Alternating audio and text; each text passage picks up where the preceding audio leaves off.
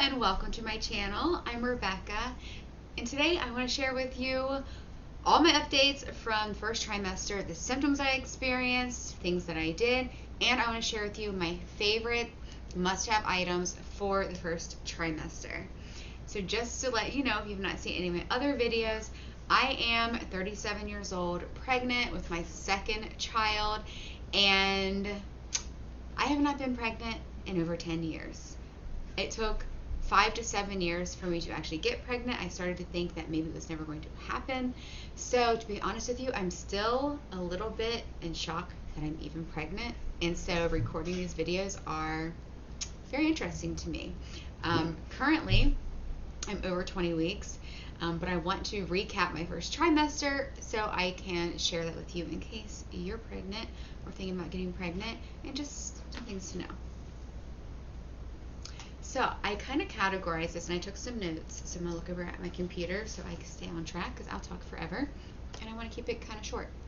So first thing I want to talk about are body changes that I experienced. One of my very first symptoms that even made me think maybe I'm pregnant is having very tender breasts. This is something that I actually started to experience after having Taylor, and I thought it just came with, like, now that you're a mom, you have these sore boobs, you know, like with your period. But then, like, a few years later, after incorporating more protein, that symptom went away. So I have not experienced like breast tenderness in a long time, so that was kind of odd to me. But definitely lots of pain there. Also, I felt extremely bloated, and like bloated like you would get before your period, but even more. I feel like for the last 5 years, every time, before my period, I'm like, I'm either pregnant or I'm getting ready to start, because it's kind of similar symptoms and stuff. It just feels like a little bit more. There's like this constant bloat. I also was very tired. Again, it's like, is this part of my Hashimoto's? Is this part of, just being a working mom? Is this part of my cycle? I don't know, which is an early symptom of pregnancy. And then also I experienced my first trimester being out of breath, which was kind of interesting, because I felt like that should happen later, like once you get bigger and stuff, but your body is changing so much so quickly that it just, I don't know, I just got out of breath a lot. I had to like take breaks. I feel a lot better with that now. Either I'm getting used to it and learning like how to speak so I don't become out of breath, or I'm used to it. Yeah. So other changes in my body are skin changes. And it's interesting because I could not use my foundation. It made my skin kind of tingly. And I don't use things with a lot of retinol or any chemicals and stuff in it, but it was just kind of weird that like my skin was extra sensitive. I'm already sensitive to like everything, but I definitely noticed that. Also noticed a little bit of acne, which is atypical for me. I'll get like maybe like that one spot every now and then, but it was seeming like it was coming more, like around my jaw, just like more around my jawline, and just like seemed there was like more, than general or than usual. And then just like a general kind of sensitivity to my skin. It felt kind of tender and stuff. Now, just random things that I have experienced and symptoms of is like the pea brain, pregnancy brain.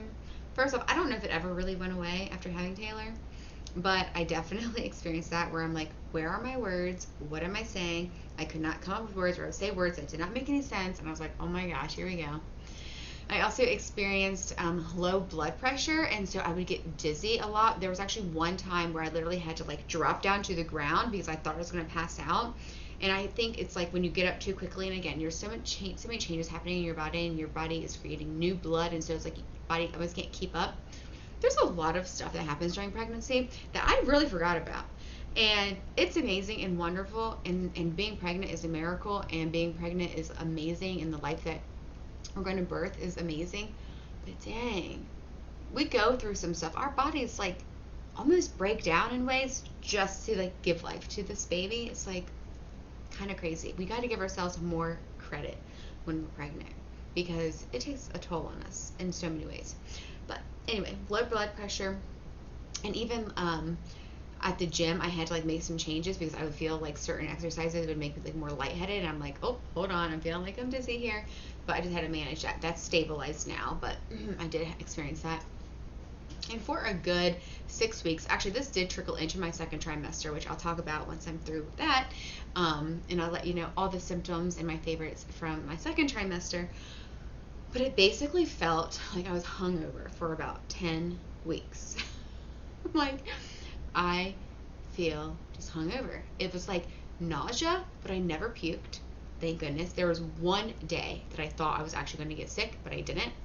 But other than that, it was just like the thought of food would make me so sick.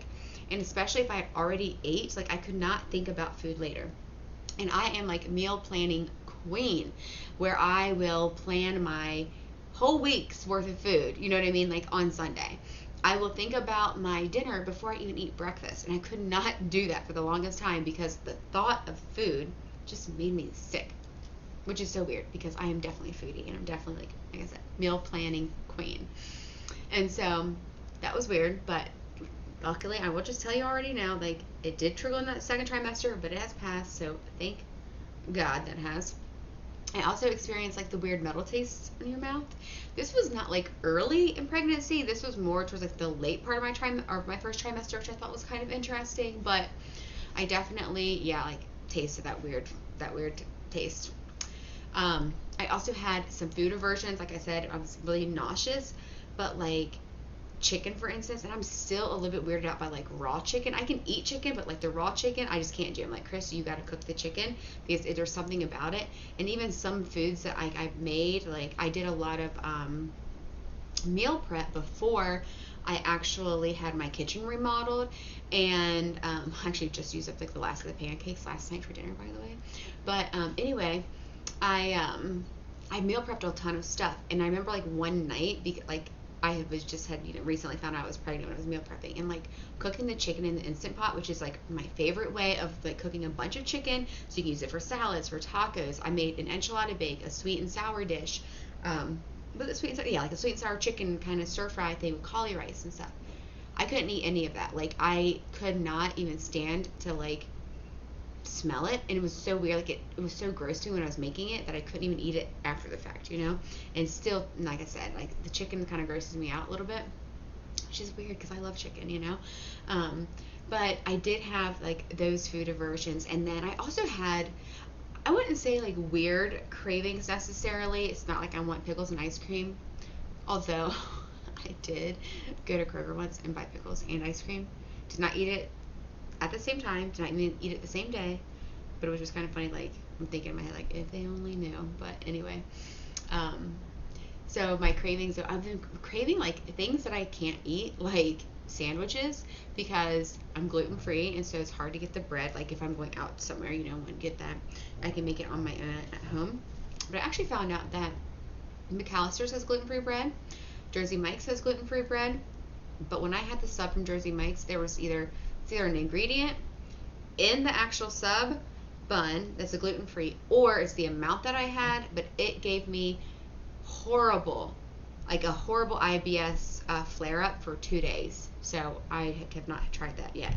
I do want to try it again to see if it's like the amount, or if it's actually like things like resistant cornstarch or something, and maltodextrin that I noticed were in that bread that I did not have it like in a different brand, because it's Udi's. I used the Udi's bun, and I've had Udi's bread at First Watch, and those ingredients were not in the bread, but they're in the bun. So anyway, or with the sub bun. And so anyway, and when I went there, I had them heat up the turkey because, when you're pregnant, you have to avoid like deli meats and stuff because of potential bacteria. And like the truth is, there could be bacteria like on freaking lettuce, but like I'm not going to go there. I'm kind of like, okay, I won't do the raw fish. Like I'm not going to do oysters, and I'm not doing sushi with raw meat or fish, and I'm going to cook my steak a little bit more like medium to medium well versus medium rare to rare, and things like that. And I am not having unpasteurized cheese, and I'm not a milk drinker anyway. And then lunch meat, I'm just pretty much avoiding it, or like I said, getting it heated up. Or like at McAllister's, I had like a chicken club, so it had cooked chicken and bacon on it, so it wasn't like the deli sliced meat, it was like whole pieces. So anyway, I was craving those things. I was craving like grilled cheese too, which is kind of strange because for the most part, I'm like pretty much dairy.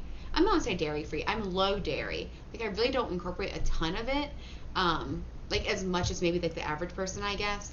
And so that was different to me, that I wanted to crave that. And I wanted soup. Like I wanted like grilled cheese and like vegetable soup, which by the way, when we were remodeling our kitchen, like I could not find a freaking can of soup to save my life that actually tasted good. And I was reminded why I make all my soups homemade, because it just does not taste good. So if you know like pre-made vegetable soup or any kind of soups that are canned and you actually think are good, let me know, because I can't find them. I just gotta make them my own.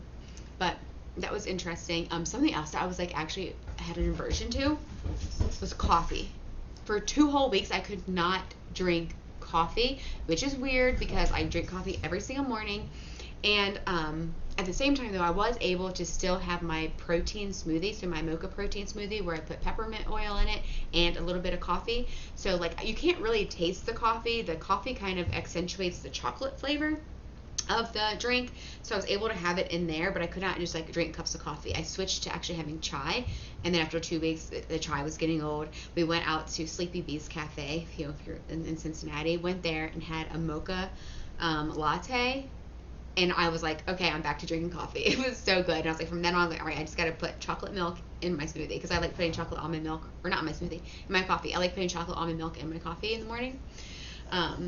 So that was a little bit interesting, but I'm back to having coffee, and I'm still sticking to 200 milligrams of caffeine a day, which I actually did this once I found out I had Hashimoto's.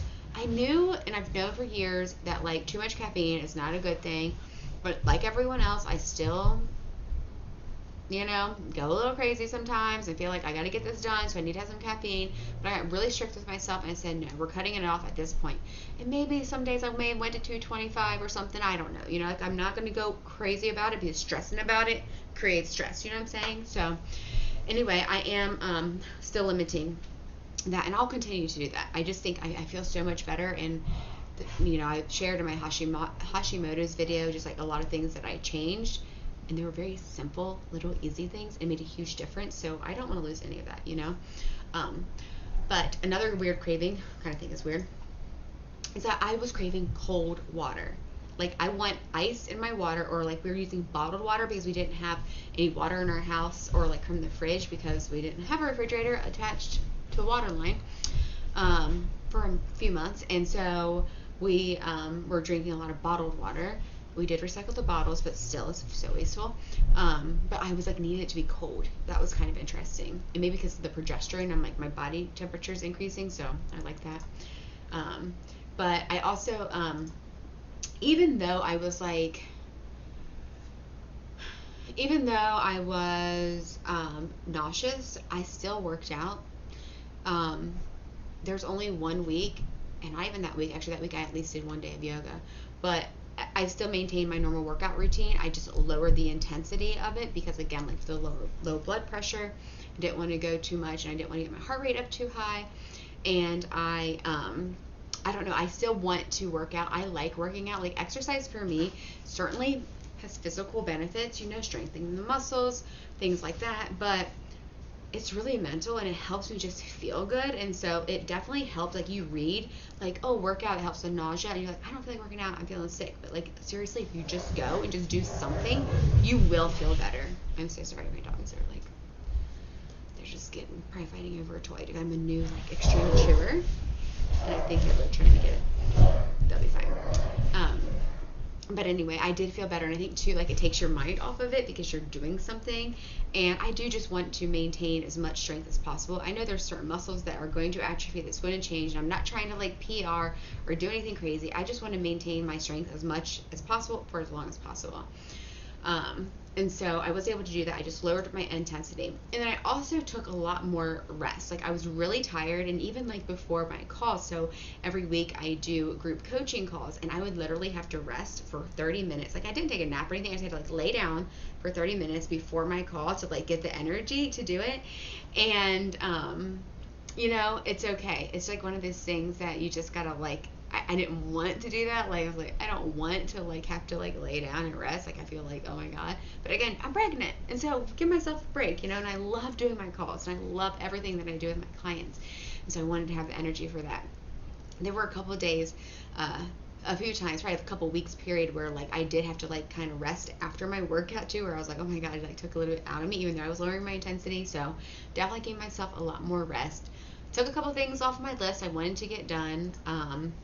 Actually, during my first trimester, I also decided to continue on with my plan of expanding my business, because in the fall last year I decided that I was going to hire employees versus like renting space after I had a change in the business. And so once I found I was pregnant, I had like, am I still doing this? Like, are you crazy? I was like, yes, but I took something else off my list so I could still focus on that. But anyway, point is, just gave myself some grace, took a little bit more rest. You know, I still have to work. I still have a daughter to take care of. Still have my own personal goals and things, and have a home to run. So just try to find balance there. Okay, so now I want to talk to you about my favorites. And these I actually tracked kind of like by weeks. Not every single week, but I give you like a roundabout time. But during like the 6-week mark, I really was craving cashew butter and jam on bread. So basically a PB&J, but I just had cashew butter. And I actually am not, I do eat peanuts like in things sometimes, but I'm not really a big peanut fan. I don't know. Sometimes I feel like it gives me a little bit indigestion, so I kind of avoid it. But cashew butter is so creamy and good, and just what I had on hand. And so I would have that and jam on bread. And then I really loved my peppermint oil, and like maybe that's what helped actually by not puking, because peppermint and ginger are actually really good for nausea. So I was able to have that in my smoothie. Also, I mentioned this already, but chai tea. I was really into my chai tea around that time. And then I did use my white willow bark extract for the acne. If you have never tried white willow bark, it's actually the like the scientific name is like Salix alba, I believe, which is the like natural form of salicylic acid, but it does not leave age spots on your skin. So it's a really great thing to do if you like notice you're getting a pimple, little, you know, blemish or anything, and put some of that on. Like the next day it'll be better. And if you do that a few times a day, it kind of depends on how big it is, right? But if you just like leave it alone and put that on, it totally helps. It like dries it out. And so those are kind of my favorite things during that first 6 weeks, or around 6, maybe like probably 6 to like 10 weeks, because now we're talking about 10 weeks. I did start to use my like thick cream. I didn't buy any specific like pregnancy belly cream or oils. I did do that my second trimester, which I'll talk about which one I got. But I did just use my lotion, like a thicker lotion that I have. Used it all up, and I used rose ointment, which I had from Young Living, and I just put that on. It's kind of like preventative. Like the thing with stretch marks is it really is a lot of genetics, and truthfully, like when I think about my genetics, they're definitely way worse than mine, that's for sure. Like as I finally got my body back after having Taylor, which took a while, you really, my stretch marks were very minimal. Like you could still see them, and now as my belly's getting bigger, you can see them. But anyway, it's pretty much genetic, but you can like at least diminish them a little bit, and I think it just moisturizes your skin and makes you not so itchy and stuff. That was like the main thing I guess I had around my 10-week mark. And then around 12 weeks, I did purchase a body pillow from Amazon, and this was life, because I am a back sleeper. And although you can lay on your back for a little while, Dexter, Desi, hey, no. Dang, seriously. Like, please just give me a second. But it was able, like, I didn't necessarily cuddle with it, but I like wedged against it, if that makes sense. Like I would just like prop my back against it, so I wasn't completely flat, but I wasn't like sideline, if that makes sense. Love it. And then I did end up getting the stretch mark cream, but I didn't actually start using it, so I'll share that in my second trimester video. Something else that I got, and this was actually a gift from my mother-in-law, is she got me the Hydrate bottle, which is a smart water bottle. Game changer. I love it. It's like when you're pregnant, you need to have more water than typical. Like mine is like 20 ounces more. I honestly don't know what the actual recommendation is, because I always go by like half your body weight, but I definitely didn't gain 40 pounds, so I didn't need that extra 20 ounces from weight gain, but just to keep you hydrated, because your body's constantly doing stuff, you definitely need more. I just don't know exactly how much more it is. It's just what it told me, because you could actually put that you're pregnant in there, and it would tell you how much water to have. And so It's really cool because it can show you like how much water you've actually drank. Sometimes we think that we're drinking a lot of water because we might take sips here and there, but we really aren't. And so it's really cool to have. So definitely a favorite during the first trimester. But that's it for my first trimester. Thank you for hanging out with me. Thank you for letting me share this. I will try to link anything that I mentioned in the description box. If you have any questions about anything, let me know. And if you are pregnant, congratulations. If you are still trying, don't give up. Trust me, it will happen when the time is right, and just keep having faith. But thank you so much. And like I always say, please go do something good for yourself because you are number one. Bye.